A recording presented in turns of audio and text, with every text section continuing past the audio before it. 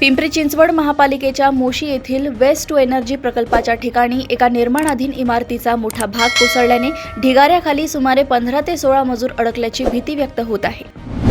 साताऱ्याच्या फलटण तालुक्यातील खामगाव येथे घराबाहेर पडलेल्या विद्युत वायरमधील प्रवाहामुळे विजेचा तीव्र धक्का लागून एकमेकांचे प्राण वाचवण्याच्या प्रयत्नात एकाच कुटुंबातील 4 जणांचा जागीच दुर्दैवी मृत्यू झालाय।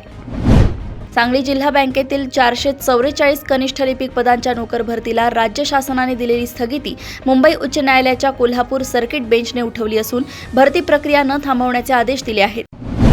राज्यातील गड किल्ल्यांवरील अतिक्रमणे रोखण्यासाठी सांस्कृतिक कार्य मंत्री आशिष शेलार यांनी जानेवारीत दिलेल्या आदेशानंतर कोल्हापुरात जिल्हा प्रशासनाच्या दिरंगाईमुळे तब्बल 6 महिन्यांनी गडकोट समिती स्थापन झाली आहे।